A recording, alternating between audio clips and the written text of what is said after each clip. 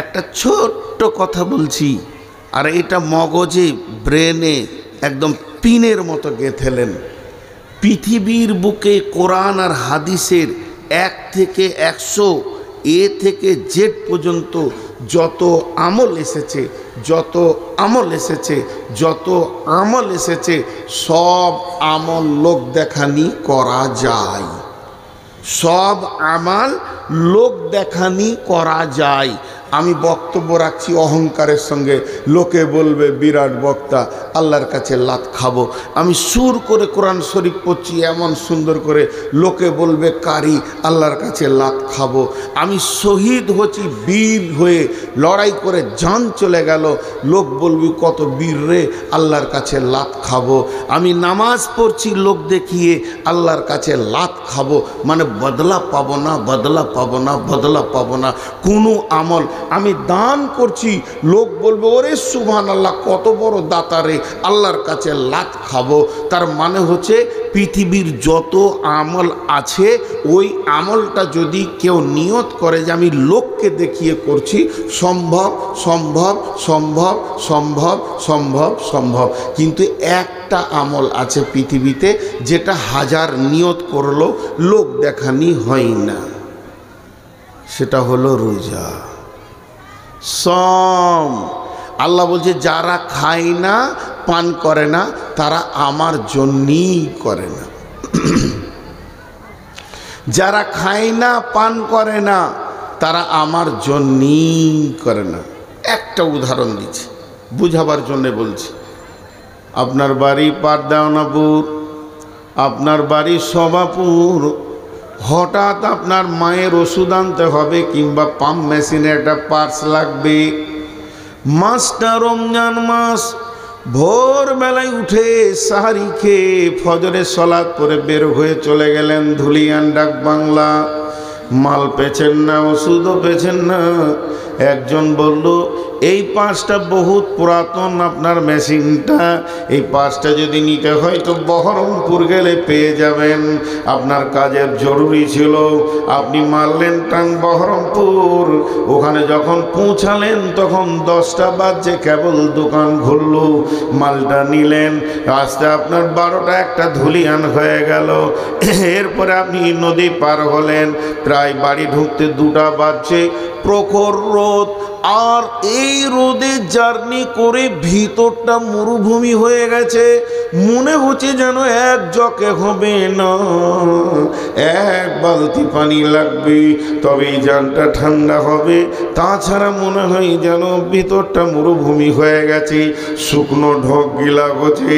তারপরও আমি কোনো রকম করে গায়ে তেলটা নিলাম, এবার গোসলখানায় গেলাম, মেশিনটা চালিয়ে দিলাম, কিংবা বিবিকে বললাম বেগম রে তুমি আমার কলটা চেপে দাও, একটু গাটা ঠান্ডা করে নি। আমি মগে করে পানি নিয়ে মাথায় ঢালছে, শীতল পানি আমার চামড়াকে ঠান্ডা করছে। ভিতরে যেন আমার দিল বলছে ওই পানিটা 1 গ্লাসও কম করে প্রয়োজন ছিল, কিন্তু ওই পানিটা যখন মুখের ওপর দিয়ে যেছে তখন আমি ঠোঁটটাকে চেপে ধরে নিয়েছি। ওই অবস্থায় পানি ঢালতে ঢালতে যদি 2-3 ঘুঁট খেয়ে নি, পৃথিবীর কেউ দেখতে পাবে না, কারো ক্ষমতা নয়, গাঁওয়ালা দেখবে না, মুসল্লি দেখবে না, ইমাম দেখবে না, মজ্জিন দেখবে না, হাজি দেখবে না, গাজী দেখবে না। তারপরও আমি খেলাম না, মুখটাকে আরো চেপে ধরছি যাতে করে 1 ফোঁটা না চলে যায়। এরপরে আমার গোসল হয়ে গেল, সালাত আদায় করলাম, বিবিকে বললাম তুমি বাইরে থাকো, আমি একটু ঘরের ভিতরে ফ্যানটা চালিয়ে দিই। ফ্যানটা ঘুরতে শুরু করলো, আর চুপ করে বিছানায় শুয়ে গেলাম। চৌকির নিচে মাছ আছে, মাংস আছে, ভাত আছে, রুটি আছে, ফ্রিজে কোল্ড ড্রিঙ্কস আছে, কলা আছে, আপেল আছে, আঙ্গুর আছে, জুস আছে, সমস্ত খাবারের ভান্ডার রয়েছে। ঘরের ভিতরে কেউ নাই, আব্বা নাই, মা নাই, বিবি নাই, সন্তান সন্ততি নাই। দরজা লাগানো আছে, হুড়কাও লাগিয়ে দিতে পারবো, সমস্ত কিছু ক্লিয়ার, এরপরও আমার মন বলছে না যে এক ঘট ফ্রিজের পানি পান করেনি। এটা কেন বলছে না? একমাত্র আমার দিল বলছে, আমার আল্লাহ দেখছে। এখন যদি আমি একটা আঙ্গুরও খেয়ে নিই, সারা পৃথিবী না দেখলেও আল্লাহ দেখছে। এই জন্য আমার আল্লাহ বলছেন, নিশ্চয় আমার গোলাম খাওয়া পান করা ছেড়েছে, আমার জন্যই ছেড়েছে। যদিও মানুষকে দেখিয়ে রোজা রাখতো, তাহলে গোপনে পেট ভরে খেয়ে নিত, সমাজে বলতো আমি রোজা রেখেছি, পৃথিবীর কেউ জানতো না, রোজাদারের সম্মানটা ওকে দেওয়া হয়ে যেত। কিন্তু একমাত্র রোজা রেখেছে তো আমার জন্যই রেখেছি। এখন আপনাদেরকে আমি ছোট করে প্রশ্ন করব, বলেন লোকটা পরেজগার হয়েছে কি হয়নি? মুখ খোলেননি, কিন্তু আরেকবার প্রশ্ন করছি, আপনারা বলেন ওই লোকটা আল্লাহর ভয়ে পরেজগার হয়েছে কি হয়নি?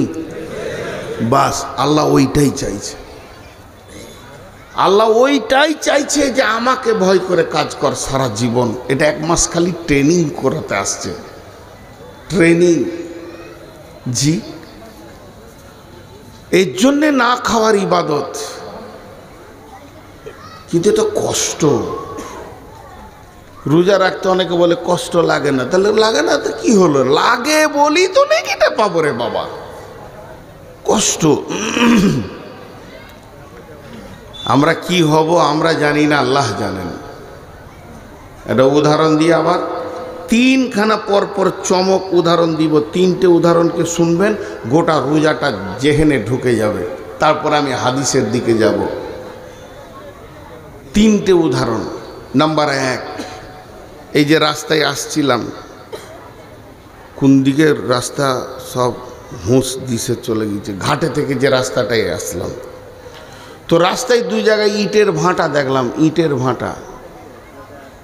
ওগুলো মাদ্রাসার ছাত্র মনে হচ্ছে যারা দাঁড়িয়ে আছে। কোন মাদ্রাসার গো? শোভাপুরের না দেওনাপুরের না নদীর ওই পার থেকে এসছে। এইটি দাঁড়িয়ে আছে কেন? এই তোমরা দাঁড়িয়ে আছো কেন? ওই দাঁড়িয়ে আছো কেন তোমরা? আজীব ব্যাপার, লজ্জাও নাই, কিছু নেই। আপনাদের বিরক্ত লাগছে নাকি? 3 জন বললে খালি, এরা মুখ খুলে না কেন? এদের মেয়েগুলিই ভালো, চোপার জোর খুব আছে, 1 মিনিট বন্ধ হয়নি। এতগুলি লোক মুখ খুলছেন, আপনাদের বিরক্ত লাগছে? তাহলে একটা বিষয়ের উপরে কথা বলছি, তো 3টে উদাহরণ দেবো। 3টে। কাকে ডাকছে? ঠিক মনে হচ্ছে মারবে নাকি, ভয়ও লাগছে। আচ্ছা, আনিকুল কোথায় গেল?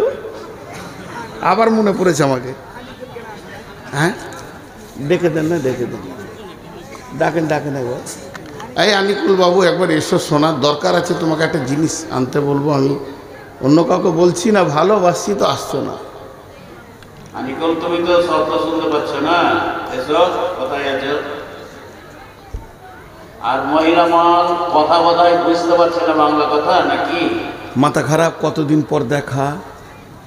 মহিলা মহলে মা বোনদের কাছে আবেদন রাখছি যে হয়তো বক্তার বাংলা কথা বুঝতে পারা যাচ্ছে না নাকি, এত আওয়াজ আসছে এখানে যে বিদ্যুটে আওয়াজ আসছে। বাস, চুপ হয়ে গেল। আপনি রাখেন, ও জিনিসটাই এরকম। আমাকে বাংলাদেশে এক স্কুলের মাস্টার আমার কানে এসে বলছে, হুজুর মেয়েগুলোকে চুপ করিয়ে দেন তো। তা বললাম, মাথা খারাপ, আমার নিজের বই চুপ থাকে না, ফের লোকের বউকে চুপ করাবো? আমার বউকে যদি চুপ হতে বলি তো 20টা বলে। তো যাকে আমি ভালোবাসি, খাওয়াই, কাপড় দিই, চিকিৎসা ওষুধ দিই, সেই আমার কথা শুনে না, লোকের বউ শুনবে। ওই জন্য আর মেয়েদেরকে চুপ করতে বলি না। হ্যাঁ, আল্লাহ ভালো জানে যে ও যে চিল্লাইছে, যে মেয়েটা, ওর স্বামীকে যদি পেতাম তো 2টো জিলাপি খাওয়াইতাম। গরিব মানুষ, বেশি পারবো না, 2টা জিলাপি খাওয়াইতাম। বলে কেন? আমি 10 মিনিট ওকে সহ্য করতে পারছি না, ও আছে কি করে ওকে নিয়ে? হ্যাঁ, সংসার করছে কি করে ওইরকম মেয়েকে নিয়ে? আল্লাহ আকবার, কি যে আজাবে আছে ওই জানে, কাউকে বলতে পারছে না। চিল্লা চিল্লি মেয়ে। তো উদাহরণগুলো মন দিয়ে শোনেন। এই যে ইটের ভাটা, এবার ইট যে বানাবে ও সকালে একটা বালতি আর কোদাল নিয়ে মাটির কাছে চলে গেছে। ধ্যান দিয়ে শুনবেন তো মজা লাগবে খুব। তো জোরে মাটিতে একটা কোপ মেরেছে, আর যখনই মাটিতে কোপ মেরেছে তো মাটি ওকে বলছে আমাকে কোপ মারছিস কেন? এটা উদাহরণ দিচ্ছি, ভাবিয়ার না মাটি কেন কথা বলবে, উদাহরণ দিতে গেলে কিছু বোঝাতে হয়। তো এবার কোপ চলছে, বলছো ও ভাই মিস্ত্রি তুমি আমাকে কোপাও কেন? মিস্ত্রি উত্তরে বলছে চুপ করে থাক, সহ্য কর, দাম তোরই বাড়বে। বুঝে গেল? কোপ খেলো, খানিক বালু ছিটিয়ে দিল, তারপরে 2 বালতি পানি ছিটিয়ে দিয়ে লাত মারতে শুরু করেছে। লাত মারলে দাম বাড়ে না কমে? আপনারা উঠেছি যদি আমার চোপায় লাত মেরে দেন, দাম বাড়বে না কমবে? কমবে। কিন্তু যখন লাত মারতে শুরু করেছে সঙ্গে সঙ্গে মাটি বলছে বন্ধু তোমার কি গরু চুরি করেছিলাম নাকি? এত লাতটাও কেন? বলছে চুপ কর, তোরই দাম বাড়বে। লাত খেলো, এরপরে রোদে শুকাতে দিল। যখন শুকিয়ে টনটনে হয়ে গেছে তখন বলছে বন্ধু পানি দাও সামান্য, বলে চলবে না, নষ্ট হয়ে যাবে। রোজাদারের অবস্থা তাই। এখন তোমাকে আমি বানাচ্ছি আর এই অবস্থায় তুমি পানি চাইছো, চলবে না। এবার ভাঁটি শুরু হলো। পাশে যখন কয়লা এলো তখন ওই সুখাইট মিস্ত্রিকে ডেকে বলছে বন্ধু এমন একটা জাতকে আমার পাশে দিয়েছো, দেখি তো নোংরা, তারপরেও নিজে জ্বলবে আর একজনকেও জ্বালাবে, এত কষ্ট কেন তুমি আমাকে দাও? তখন ও বলছে ধৈর্য ধর, তোরে দাম বাড়বি। যখন চচ্চরে হয়ে পুড়ে গেল মিস্ত্রি বলছে যত ভালো পুড়বি তত দাম বাড়বে, আর ছালো ঢবি তা আবার লাত খাবি, রাস্তায় ফেলবে লোক। এবার দেখা গেল 1 নম্বর গ্রেটে লাল ইট হয়ে পুড়ে গেছে। তখন ওই ইটকে 1 নম্বর 2 নম্বর 3 নম্বর থাকিয়ে রেখেছে, ভাঙা চোরা এক পাশে রেখেছে, ছালটগুলো আর একদিকে রেখে দিয়েছে। তখন বন্ধুরে মাদ্রাসাওয়ালা, মসজিদওয়ালা, কলেজওয়ালা, স্কুলওয়ালা, কোম্পানি ইট কিনতে গেছে। ইটটা ধরে বলছে এটা 1 নম্বর মাল, কত দাম? ইট তখন বলছে বন্ধু কত কোপ খেয়েছি, কত লাত খেয়েছি, আর কত কষ্ট করে নিজেকে জ্বালিয়েছি, তবেই না আমি মসজিদের দেওয়ালে লেগেছি, মাদ্রাসা, কলেজ, ভার্সিটি আর আপনার কিনা স্টেশন, এয়ারপোর্টের দেওয়ালে লেগেছি। তাহলে আমার জিন্দেগি জ্বলেছে, তাই ঠিক দামি জায়গায় এসে গেছি। অতএব আল্লাহ বলছে তোরা রমজান মাসে আমার আইনগুলো মেনে নিয়ে ধৈর্য ধরে নে, জান্নাতের আপার লেভেলে থাকবি। বুঝাতে পারলাম? আপনারা বুঝেছেন, আলহামদুলিল্লাহ। আর একটা উদাহরণ দিই, আর একটা উদাহরণ। যখন লোহা তরল হয়ে গলে, এই লোহা এমনভাবে গলে যায় মনে হবে পানি। তো লোহা যখন তরল হয়ে গলে তখন ওই লোহাটাকে প্লাস্টিকের বালতি করে নিয়ে গিয়ে ছাঁচে দেয়, তাই না? আরে হ্যাঁ না বলে না? বলছে হ্যাঁ। লোহা গলে গেছে দিয়ে প্লাস্টিকের বালতিতে গেছে। কি সুন্দর মন দিয়ে শুনছে। আজি লোহা প্লাস্টিকের বালতিতে যাবে? লোহা যখন গলে যায় তখন একটা ছাঁচের মধ্যে দেওয়া হয়। ছাঁচটা টেম্পার কত, ওকে রেলের চাক বানায়, রেলের পাতি বানায়, পাম্প মেশিনের পার্টস বানাই, তাহলে ছাঁচটা মজবুত কত। অতএব বন্ধুরে আমাদেরকে যদি মুত্তাকি হতে হয়, জান্নাতি হতে হয়, তাহলে ছাঁচের মতো ধৈর্য রাখতে হবে। আল্লাহ আমাদের ওপরে পরীক্ষা চালাবেন। মা বোনেরা শুনছেন না তো কি আর বলবো, তবু মেয়েদেরকে একটা ওসিয়ত করছি, হে আমার মা, হে আমার বোন, আপনাদেরকে একটা রোজার উদাহরণ দিচ্ছি। সোনা, সোনা তো সোনাই, সোনার 70 টাকা 10 গ্রামে 70,000 টাকার দাম, সোনার 70,000 টাকার দাম।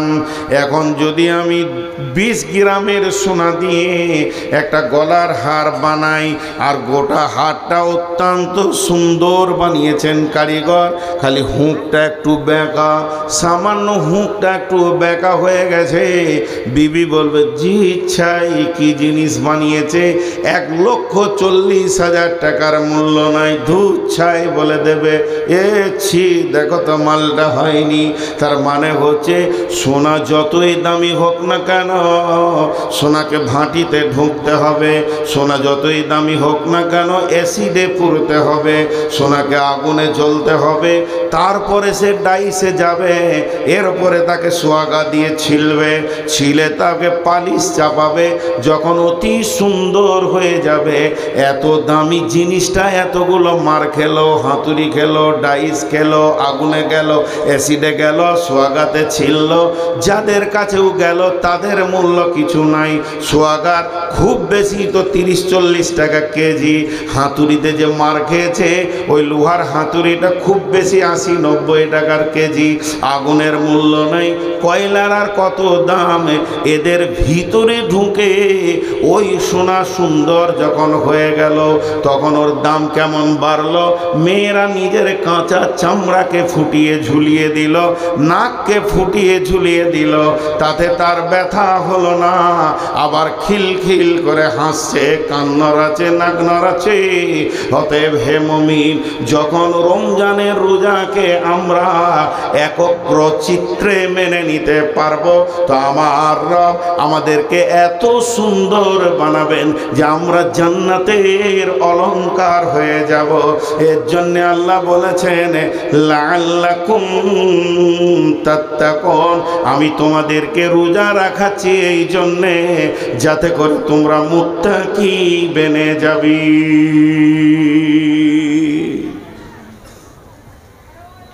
জি, যাতে করে তোমরা মুত্তাকি বেনে যাবে।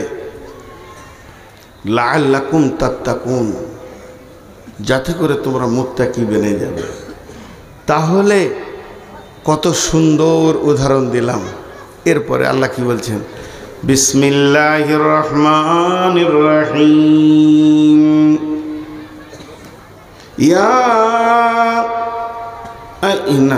ইন্না আনজালনাহু ফি লাইলাতিল কদর ওয়া মা আদরাকা মা লাইলাতুল কদর লাইলাতুল কদরি খায়রুম মিন আলফি শাহর। আল্লাহ তাবারক ওয়া তাআলা বলছেন, এই রমজানের ভিতরে লাইলাতুল কদর বলে একটি জিনিস রয়েছে, সেটা কুড়ি রোজার পরে বিজরের ভিতরে খুঁজতে হবে। অনেক তাফসীর, অনেক মুফাসসির অনেক রকম কথা বলেছেন। তার মানে এক কথায় বুঝালেন, ওই রাতটা কত দাম। এক রাত যদি কেউ পেয়ে যায় তাহলে তার 1000 মাসের কাজ হবে। এত বড় ইবাদত আল্লাহ তাবারক ওয়া তাআলা রমজানের ভিতরে লুকিয়ে রেখেছেন। আল্লাহ অন্য জায়গায় বলছেন, শাহরু রমজান আল্লাযী উনজিলা ফীহিল কুরআনু হুদাল লিন্নাস। এই মাসটা এমন মাস, এই মাসে কোরআন নাজিল হয়েছে মানুষের জন্যে, হেদায়েতের জন্যে। 21শে রমজান কোরআন নাজিল হয়েছে। এই মাসটা রমজান মাস, এই মাসটা রহমতের মাস, এই মাসটা মাগফিরাতের রহমতের মাস, এই মাসটা নজুলে কোরআনের মাস, এই মাসটা হেদায়েতের মাস, এই মাসটা আপনার জিহাদের মাস। এই ইসলামের প্রথম জিহাদ হয়েছে রমজান মাসে। 17 রমজান বদরের যুদ্ধ হয়েছে। অতএব বন্ধু, এই মাসটার ভিতরে অনেক কিছু লুকানো আছে, শুধু রোজা নয়। এই মাসে কোরআন নাজিল হয়েছে, নজুলে কোরআনের মাস, কোরআনের জন্মদিন রমজান মাসে লুকানো রয়েছে। এটা তেলাওয়াতের মাস, এটা ইবাদতের মাস, এটা মাগফিরাতের মাস, এটা রহমতের মাস, এটা বরকতের মাস, এটা জিহাদের মাস, এটা হেদায়েতের মাস, এটা নূরের মাস, অন্ধকার দুর্ভিতের মাস। এই মাসটার অনেকগুলি সম্মান লুকানো রয়েছে, আমাদের সামনে তত্তর করে এগিয়ে আসছে। এই জন্য কবি বলছেন, এ রমজানেরই রোজাদারের দুইটি খুশি, একটি খুশি ইফতারে, অপরটি হয় আল্লাহর দিদার রোজ হাসুরের প্রান্তরে। এই লাইটটা বন্ধ কর, নিতে পারি না রে বাপ, মাথা ধরে যায়। ওপরতে হয় আল্লাহর দিদার রোজ হাসুরের প্রান্তরে।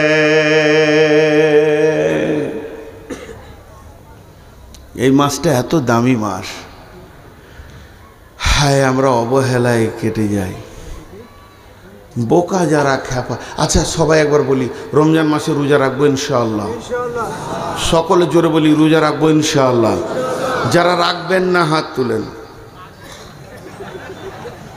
অনেকগুলো লোক রোজা রাখবে না। সকালে রোজা রাখবো ইনশাআল্লাহ। আল্লাহ আমাদেরকে রোজা রাখার তৌফিক দান করুন, আল্লাহু আমিন। কিন্তু দুঃখের কথাটা বলতে আর মন যেছে না। জি, দুঃখের কথাটা বলতে আর মন যেছে না। আল্লাহ তাবারাক ওয়া তাআলা বলছেন যে রোজা মাসটা রহমত বরকত সব ভরা রয়েছে, কিন্তু আমরা রোজা মাসকে এত গুরুত্ব দিই না। এবার নবীজি কি বলছেন দেখি, বিসমিল্লাহির রহমানির রহিম। ক্বালা রাসূলুল্লাহ সাল্লাল্লাহু আলাইহি ওয়াসাল্লাম, মান সামা রমাযানা ঈমানান ওয়া ইহতিসাবা গুফিরা লাহু মা তাকাদ্দামা মিন জামবি ওয়া মান কামা কিয়ামাল লাইলি ঈমানান ওয়া ইহতিসাবা গুফিরা লাহু মা তাকাদ্দামা মিন জামবি ওয়া মান কামা কিয়ামাল লাইলাতুল কদরি গুফিরা লাহু মা তাকাদ্দামা মিন জামবি।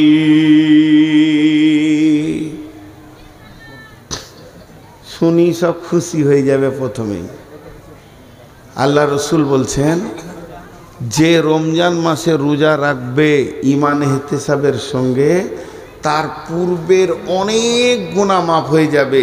আর কেউ বলেছে সব গুনাহ মাফ। খুশি লাগলো না? লাও, কি আর বুঝাবো বলেন তো? এতগুলি লোক খুশি হতে পারলেন না। খুশি হলে আলহামদুলিল্লাহ বলতে হয়, আশ্চর্য লাগলে সুবহানাল্লাহ বলতে হয়। আমি আর একবার বলছি, আল্লাহ নবী বলছেন, মান সামা রমাযানা ঈমানান ওয়া ইহতিসাবা, যে লোকটা ঈমান ইহতিসাবের সঙ্গে রোজা রাখবে, গুফিরা লাহু মা তাকাদ্দামা মিন জামবি, তার পূর্বের যত গুনাহ যে মাফ হয়ে যাবে।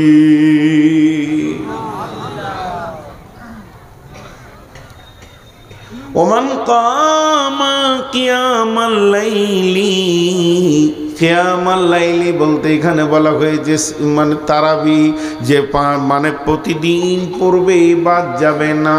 আল্লাহ তাবারাক ওয়া তাআলা বলছেন, নবীজি বলছেন, গুফিরা লাহু মা তাকাদ্দামা মিন জামবি, তার জীবনের পূর্বের অনেক গুনাহ মাফ হয়ে যাবে। জি, কত বড় খুশির কথা। ওমান কামা কিয়ামাল লাইলাতুল কদরি, এই মাসে লাইলাতুল কদর লুকানো আছে। যদি কেউ লাইলাতুল কদর জেগে দেয়, গফিরা লাহু মা তাকাদ্দামা মিন জামবি, তার জীবনের পূর্বে অনেক গুনাহ মাফ হয়ে যাবে।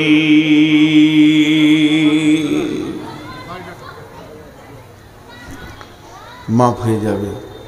কত মজার ইবাদত আসছে একবারে।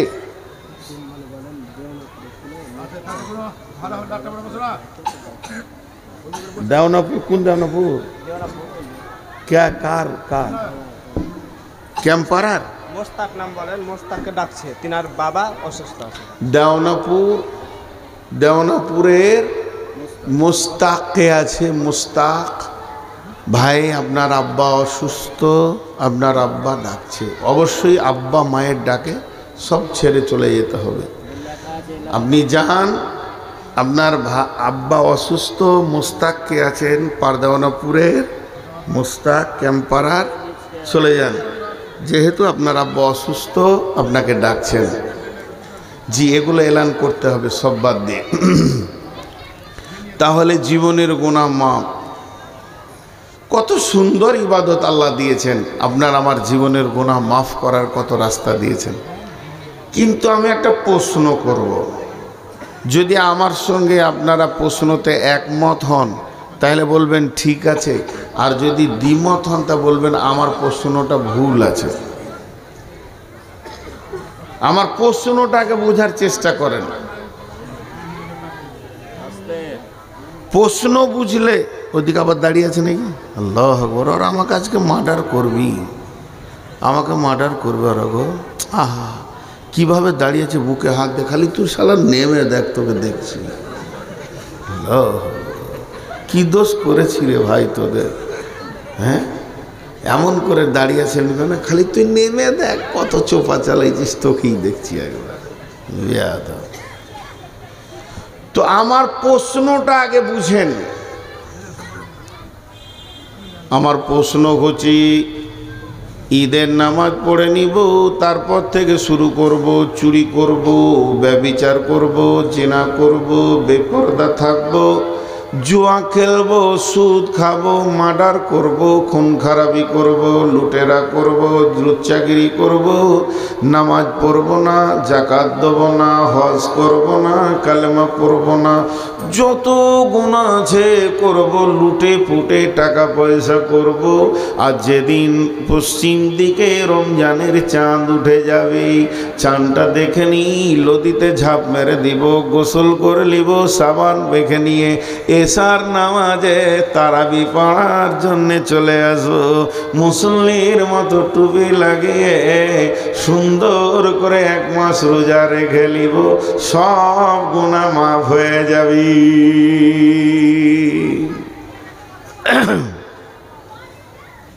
কথা বুঝাতে পেরেছি এবার? সারা বছর পাইকিরি হারে পাপ করব, ডজন ডজন পাপ, আর রোজা রেখে নিব, গুনাহ মাফ। আর কেউ এখানে একটাও আলিম, সারা দুনিয়ার কোনো আলিম বলতে পারবে না যে হাদিসটা জাল বা জয়ীফ, যেহেতু নবীজি বলেছেন, সেই হাদিস বুখারী।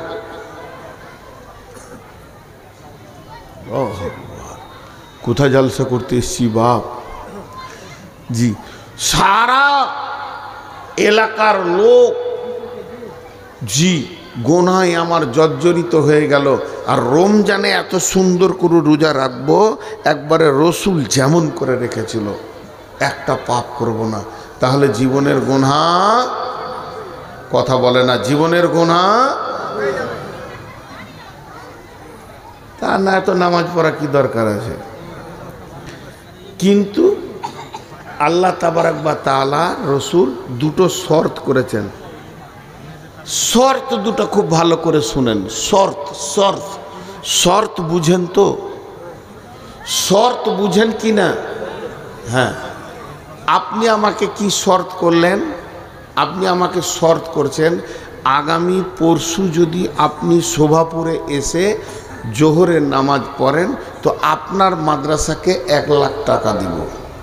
এখানে এসে কালকে জুমার নামাজ পড়াতে হবে আপনাকে, আর জুমা না পড়ালে টাকা পাবেন না। তো আমি চলে এসেছি শনিবার দিন, শুক্রবার বাদ দিয়ে, টাকাটা দেন। তো ও তখন বলছি যে আপনার শর্ত ছিল, এখানে লেখা আছে দেখেন, যে আমি জুমার নামাজ শোভাপুর জামে মসজিদে পড়াবো, আর আমার ওয়াদা ছিল টাকা দিব। তখন আমি ওকে হালকা করে বলছি, আমি নাইলে আসিনি, তা আমার ওয়াদা নাইলে ভুল হয়ে গেছে, তো তুমি কেন ভুল করবে? এটা ঠিক হচ্ছে কি? এটার নাম শর্ত লয়। শর্ত হচ্ছে জুমা পড়ানোর সাথে টাকাটা জয়েন্ট হয়ে আছে। আমি যখনই জুমা পড়িনি অটোমেটিক আপনার ওয়াদাটা বাতিল হয়ে গেছে। আপনি খুশি হয়ে দিলে দিতে পারেন, না দিলে আর আপনার গুনাহ হবে না। এটা বলে শর্ত। তো আল্লাহ রসুল 2টো শর্ত করেছেন, 2টো শর্ত। ওই রোজাতে গুনাহ মাপ হবে তার জন্য 2টো শর্ত করেছেন। দেখেন আমি শর্তগুলো 2বার করে বলবো। বিসমিল্লাহির রহমানির রহিম। মান সামা রমজান ঈমানাও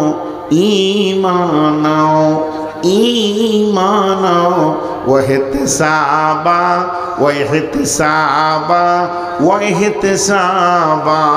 গুফিরা লাহু মা তাকাদ্দামা মিন জামবি।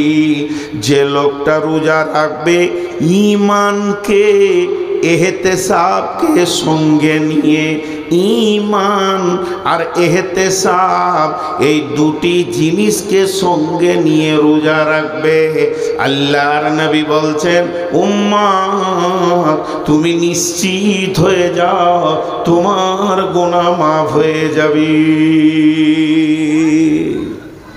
এটা কি বোতলের ভিতরে? এটা কি? কিন্তু আমি বলছি শরবত। যদি শরবত হয় এর সঙ্গে কি থাকতে হবে? চিনি যদি না থাকে, লেবু যদি না থাকে, তো ওটাকে কেউ শরবত বলবে? বলবে না। তো যে রোজাতে ওই 2টি জিনিস নাই, ঈমান আর এহতেসাব, ওটা রোজা লয়, ওটা উপোস। ঈমান আর এহতেসাব থাকতে হবে। এবার ঈমানটা কেমন? ঈমানটা কেমন? ঈমানটা কেমন? রোজা রাখছি আমার গুনাহ মাফ হবে। আমি রোজা রাখছি আমার গুনাহ মাফ, কথা বলে না? হবে না, হবেই। এর নাম ঈমান।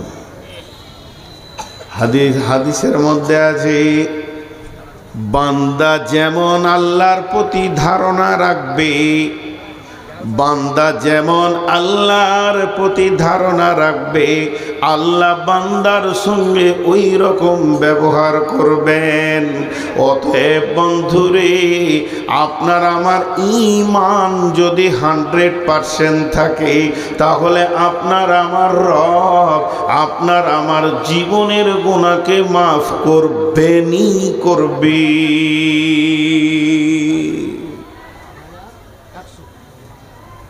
রোজা রাখছে তো মনে মনে ভাবছে মাফ হতেও পারে, নাও পারে। হবে? এরকম মনে মনে চলবে? আপনারা ধ্যান দেন আমার কথাগুলোতে, চলবে না। একটা উদাহরণ দিই। হাত তুলে দোয়া বিদআত। বড় বড় আলেমরা বলছে ভাই আমি ফতোয়া দিচ্ছি না, ফতোয়া দেওয়ার মতো আমার ইলম নাই, উদাহরণ দিচ্ছি। মনে করেন বলে বলছি যে রমজান মাসে আপনাদের ইমাম সাহেব তারাবি শেষ হয়ে গেল আজকে, তো বলছি চলেন একবার দোয়া করি সবাই, আল্লাহর কাছে কাঁদি। 21 রোজা চলছে, তো ইমাম সাহেব দোয়া করছে, এই আল্লাহ তুমি আমাদেরকে মাফ করে দাও, গুনাহ করেছি মাফ করে দাও। ঈদগাহের ময়দানে হাত তুলে দোয়া করছি, মাবুদ তুমি আমাদেরকে ক্ষমা করে দাও, মাফ করে দাও। জেনা করেছি মাফ করে দাও, চুরি করেছি মাফ করে দাও। মাবুদ কত মিথ্যা কথা বলেছি, তুমি আমাদেরকে মাফ করে দাও। অঝোর নইলে ইমাম কাঁদছেন, মুক্তাদিদের ভিতরে মুয়াজ্জিন টুকরে টুকরে কাঁদছেন, বলছে আল্লাহ বেশাক পাপগুলো করেছি মাফ করে দাও। এরই ভিতরে হাজি সাহেব কাঁদছেন, গাজী সাহেব কাঁদছেন, গায়ের মাস্টার সেও বলছে মাবুদ বেশাক অনেক গুনাহ করেছি, তোমার নবী বলেছে রোজাতে গুনাহ মাফ হবে। এই আল্লাহ তুমি মাফ করে দাও, এই মাফ করে দাও। অঝোর নয়নে সবাই কাঁদছে। এরই ভিতরে আমার মতো এক বেঈমান বসে আছে, খালি অলসতার সঙ্গে বলছে আমিন আমিন আমিন, অলসতার সঙ্গে বলছে, আর মনের ভিতরে বলছে মাফ হতেও পারে না পারে। আল্লাহ বলছে এটা চলবে না, বিশ্ব নবী বলছে চলবে না। তুমি যেদিন রোজা রাখতে শুরু করবে তুমি নিয়ত করে নাও আমার রব আমাকে মাফ করবেই করবে।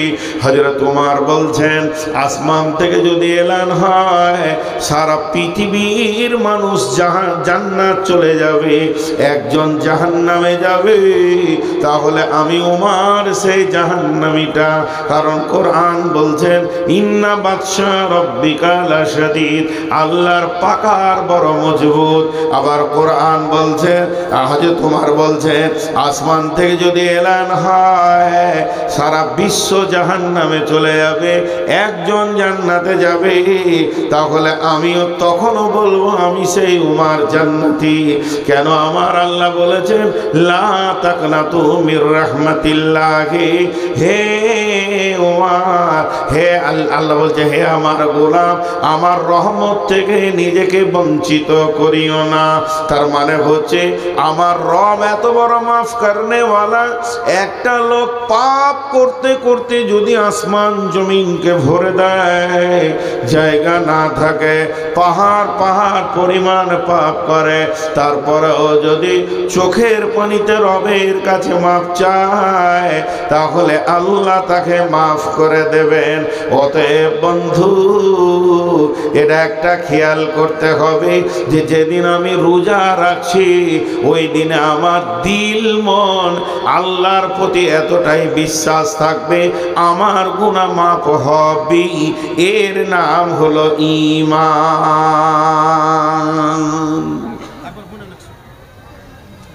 এর নাম ঈমান।